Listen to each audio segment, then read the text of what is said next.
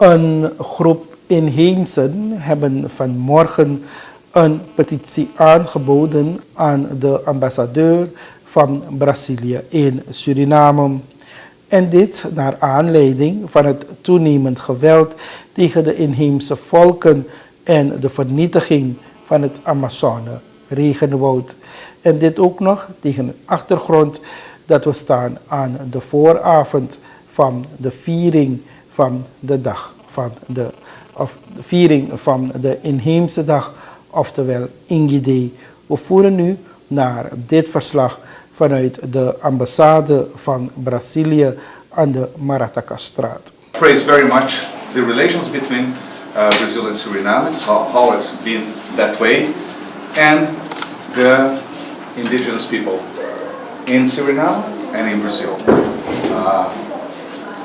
I'd like to say that I was yesterday at El Palmatine. I'll be tomorrow for the Day of the Indigenous People, like I was last year, since I arrived in Suriname. And to say that it's not only our will, but our duty as a government and as a society to protect the indigenous communities in Brazil. We have been doing so since a long time ago, and especially since the democratization in Brazil in 1985.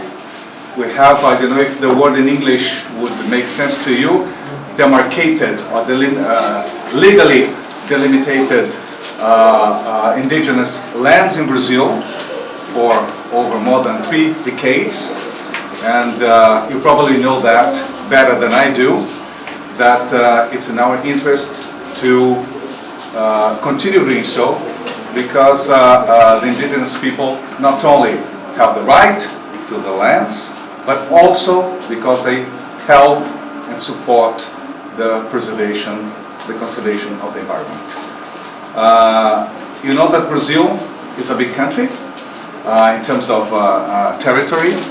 We have around 8.5 million square kilometers, and the indigenous lands that have been legalized in Brazil in the last time for each and every government since before but after democratization, each and every government has done so, accounts the total of indigenous lands in Brazil up to now that again legalized, demarcated, I don't know if you say that in English, but I think you would say that, it's more than 1,000,017 square kilometers.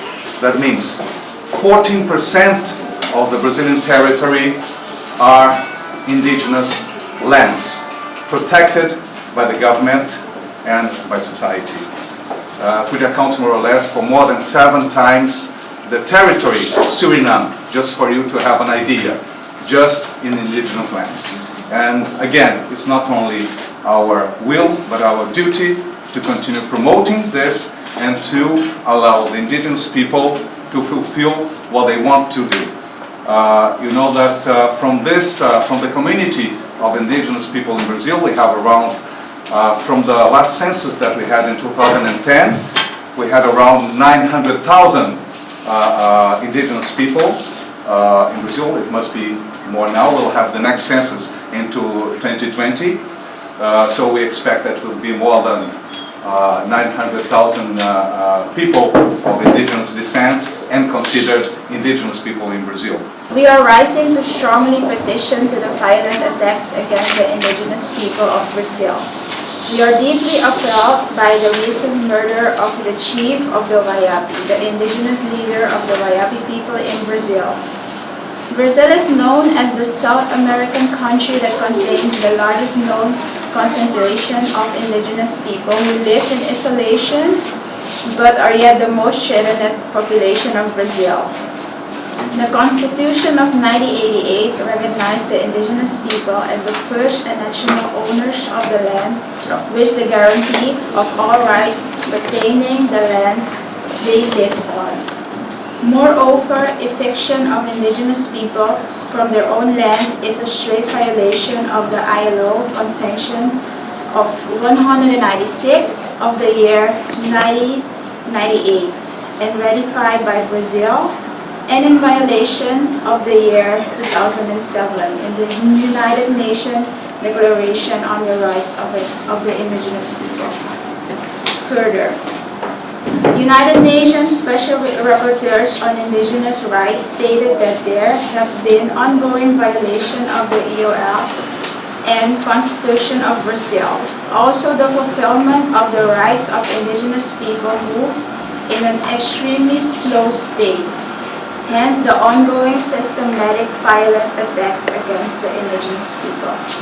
Apparently by Brazil organization and transnational companies who were granted mining and timber concessions or are trying to get those. Moreover, another example is when the Kayo people attempted to recover their rightful own tradition land, the Mato Grosso do Sul, the indigenous leader.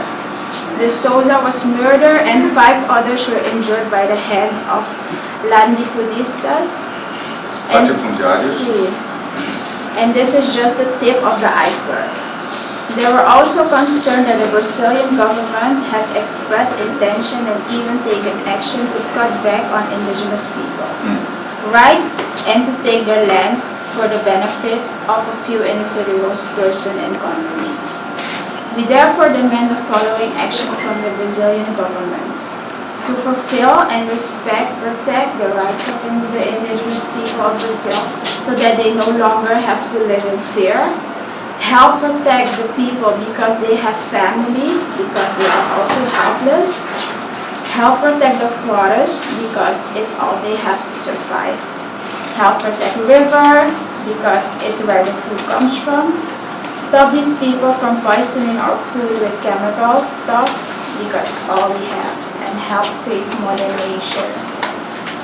And so finally, we express our full solidarity with the indigenous people of Brazil, and will also send this petition to all relevant international organizations.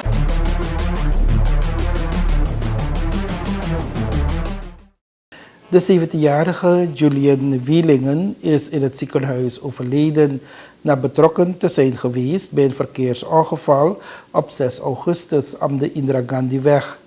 Julian zat als duorijder op een bromfiets die bestuurd werd door zijn neef J.K.